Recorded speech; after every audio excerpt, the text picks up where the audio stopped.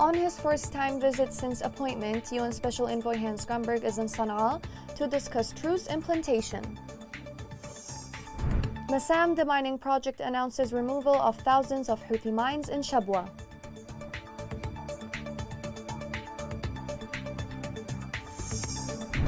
On its constant assault on media, Houthi militia storms 3 radio stations in Ib.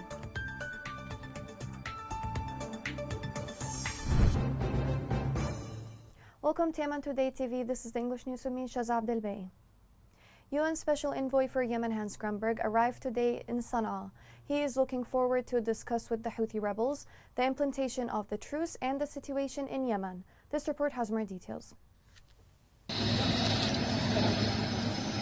In a new move to stabilize a truce announced earlier this month between the warring parties in Yemen, the United Nations envoy to Yemen Hans Grunberg arrived in the Houthi-controlled capital Sana'a. The visit came one day after the United Nations envoy visited the Omani capital. The Omani foreign minister received the United Nations envoy, and the two sides exchanged views on efforts made to secure the continuation of the truce and entering into a political process that achieves the aspirations of the Yemeni people. The truce in Yemen that entered into force on the 2nd of April calls for an immediate halt of all ground, air and sea fighting from both sides. Under the deal, commercial flights will now be able to operate from the Houthi-held capital of Sana'a. Fuel ships will be allowed to pass into the port of Al Hudaydah. Routes into the besieged southwestern city of Taiz would also be opened. More talks or reopening routes elsewhere to allow Yemenis the freedom to travel in the country are in the agreement. The time period of the peace deal can be extended with both parties' consent. According to United Nations mission in Yemen, Grunberg is going to discuss with the Houthi leaders how to stabilize the announced truce that has seen a number of violations claimed by both parties. Grunberg visited the first to Sana'a since he was appointed as an envoy last September, with reports that it followed a meeting he had with the Houthi chief negotiator Mohammed Abdel Salam in the Omani capital Muscat on the progress of the United Nations truce. The truce coincided with Yemeni consultations that ended in the Saudi capital Riyadh, culminating in the announcement of a new presidential leadership council. Yemeni President Abdurrabbu Mansour Hadi announced in the Saudi capital Riyadh that he has handed over all his powers to the newly formed PLC that will succeed him in running the government and holding peace talks with the Houthis. The political reshuffle, along with the ongoing 2-month ceasefire, are viewed as a new hope of ending the country's 7-year civil war. The PLC is headed by Rashad al-Alimi, an advisor to Hadi and former interior minister. Al-Alimi, in his first speech given to the Yemenis after assuming the authorities of the president, stressed that he is committed to making peace and ending the conflict. His commitment, however, is seen by some experts as challenged by a number of realities. More than 30 members of the Houthi militia were killed in Marib. Sources indicated that the government forces repelled 2 attacks by the Houthi militia on the western and southern fronts in Marib.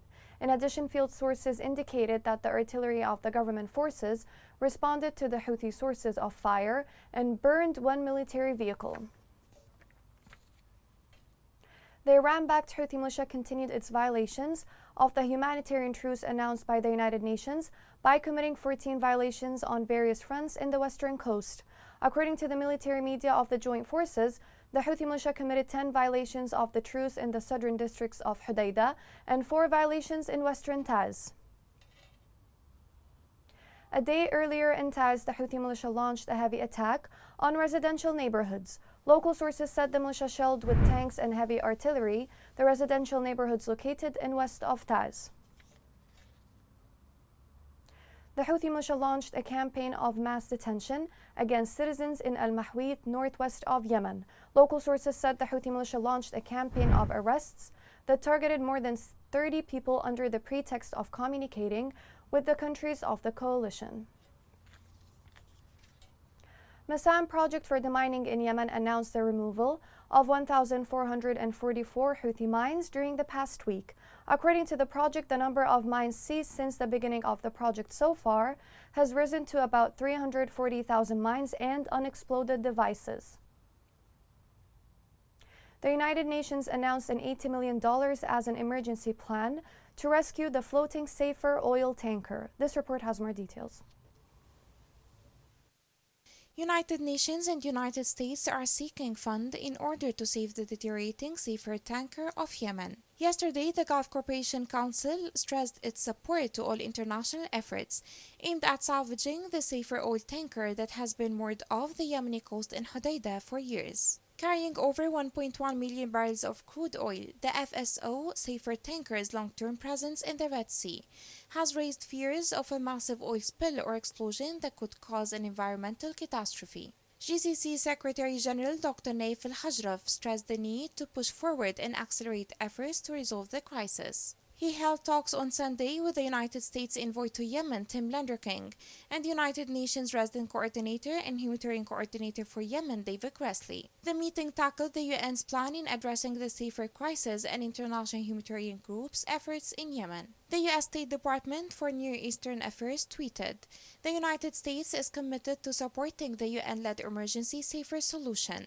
to avoid catastrophic oil leak, spill, or explosions in the Red Sea." Last week, the United Nations revealed a viable plan to avoid any oil leak or explosion of the tanker. The plan revealed by Gressly calls for the installation of a long-term replacement vessel within a target period of 18 months.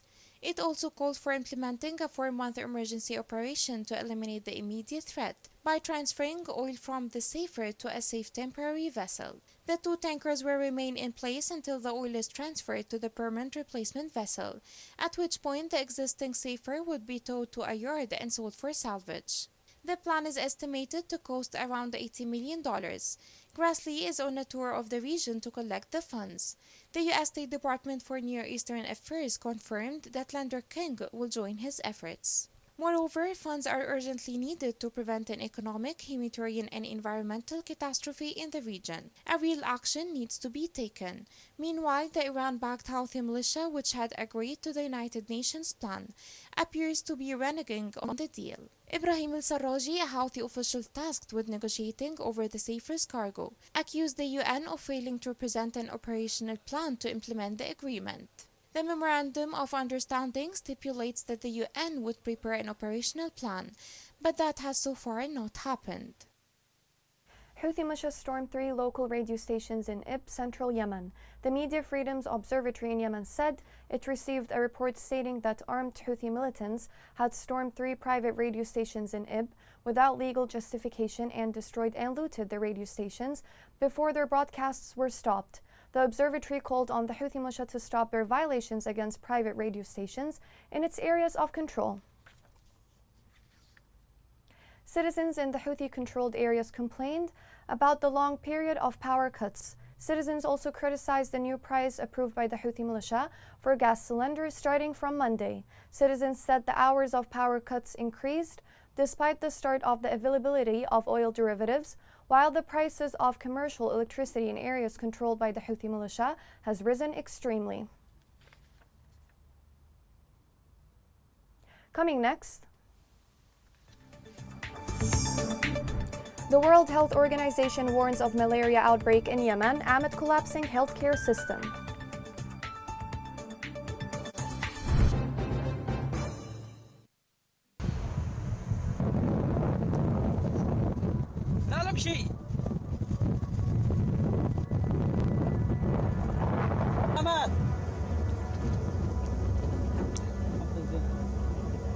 هذا هو محل استهداف الحوثي الذين استهدفوا المواطنين وهم نائمين.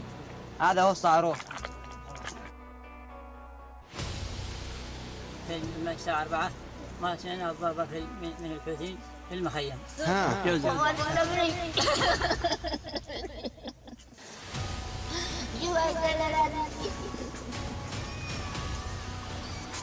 هذا يعني استشهدوا أولاد عمي، هذا استشهدوا يعني أخواني كلهم، يعني شوف يعني قدام في الخيم.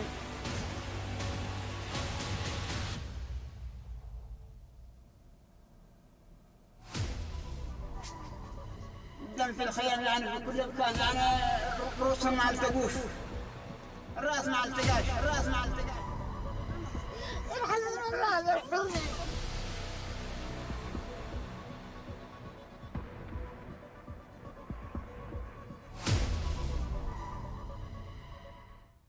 Welcome back. Poor access to healthcare, clean water, and sanitation in Yemen put more people at risk, according to aid agencies.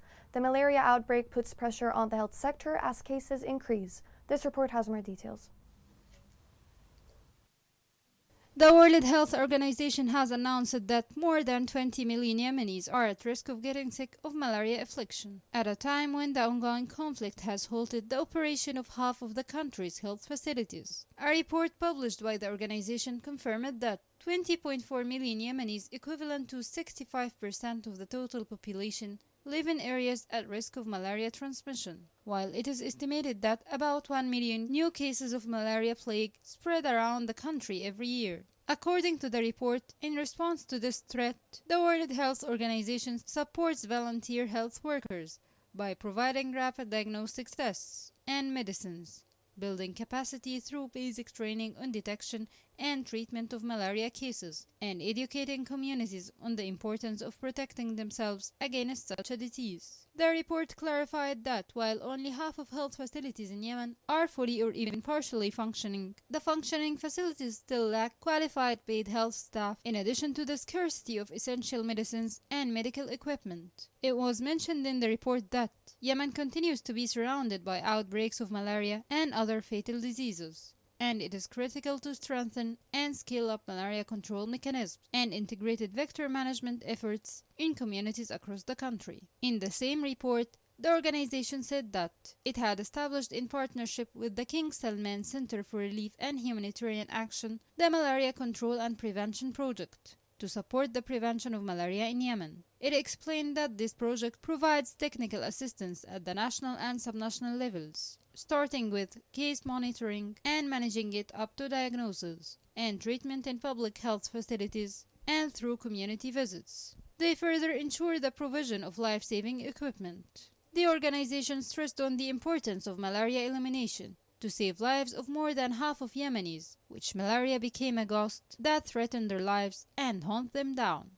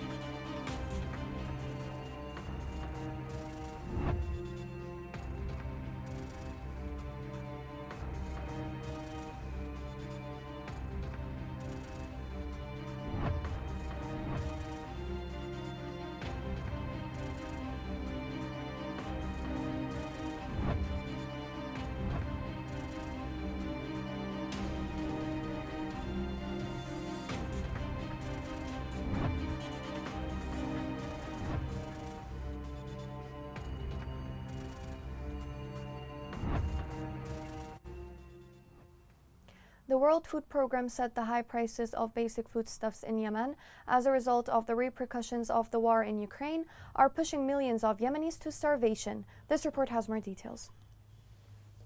Northern Yemen's wheat fields spread for miles, yet they are insufficient to feed a country where millions die hungry. Already on the verge of famine, war-torn Yemen fears a lack of the key food item due to a different conflict, one in Ukraine, which is one of the world's largest producers of the grain. Farmers are hard at work harvesting their crop before milling the wheat and delivering it primarily to the Houthi-held capital, Sana'a. Most of Yemen's roughly 30 million citizens will not be able to taste this locally grown crop, because the country relies almost exclusively on food imports, with about a third of its wheat supply coming from Ukraine, according to the United Nations. People across the Middle East and North Africa are battling to get even the most basic necessities, as food and gasoline costs skyrocket due to Russia's invasion of Ukraine in February. After more than 7 years of civil conflict, the Arab world's poorest country was experiencing the world's greatest humanitarian crisis, according to the United Nations. According to UN-backed assessments in March, more than 17 million Yemenis experienced severe food insecurity, and the figure is certain to rise. According to UN organizations, more than 30,000 Yemenis are suffering from famine. Yemen's food costs have already risen since last year, and the country's years of conflict have resulted in an economic disaster. Wheat importers and dealers have raised a similar concern. As global oil prices increase, so will transportation expenses, putting a great strain on people. A 2-month UN-brokered ceasefire went into effect on April 2nd, the war's first national truce since 2016. As part of the accord, the coalition agreed to lift its embargo on Sana'a to allow 2 weekly commercial flights. Fuel and food shipments will also arrive at the crucial assistance port of Hodeidah, which is currently under rebel control. More than 150,000 people were reported to have died in the conflict. The truce, which began on the first day of the Muslim holy month of Ramadan, has brought the carnage to a halt. However, the struggle for survival continues as Yemenis try to feed themselves. Suffering of displaced people in Yemen seems to see no end. Their journey to seek shelter and food is challenged. This report has more details.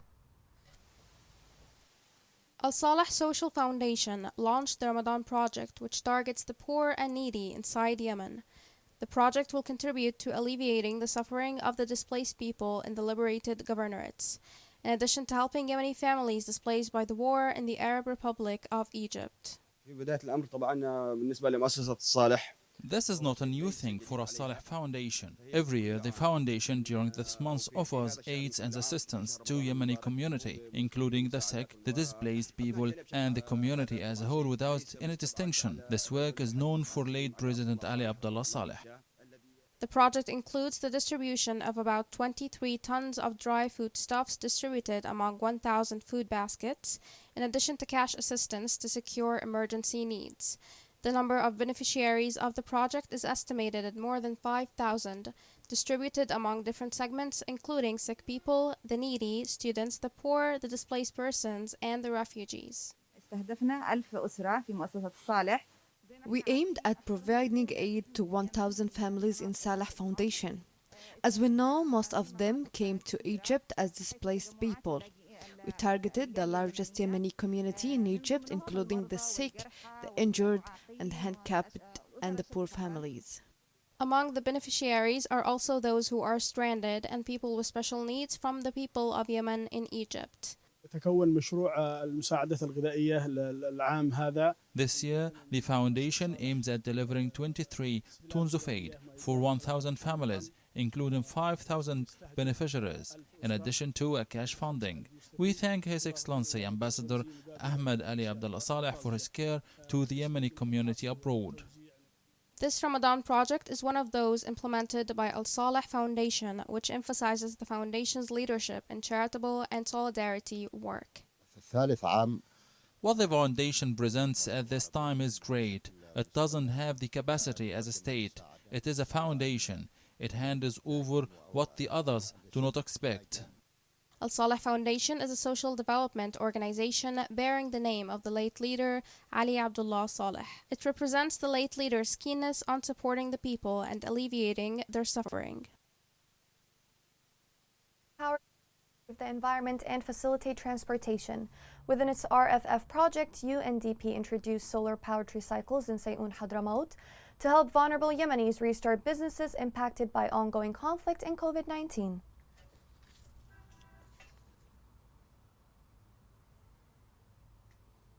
In Sayun Hadramaut, UNICEF supported a program to build the capacities of the teachers in Yemen. The program will support the training of 100 teachers who will be able to provide psychosocial support to traumatized students. Here's a reminder of the main headlines. On his first-time visit since appointment, UN Special Envoy Hans Grunberg is in Sana'a to discuss truce implementation. Massam demining project announces removal of thousands of Houthi mines in Shabwa.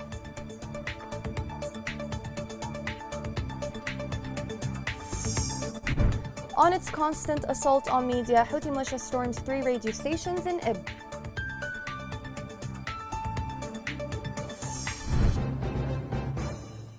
This is the end of the news. It was Shazza Abdelbaei. Thank you for watching.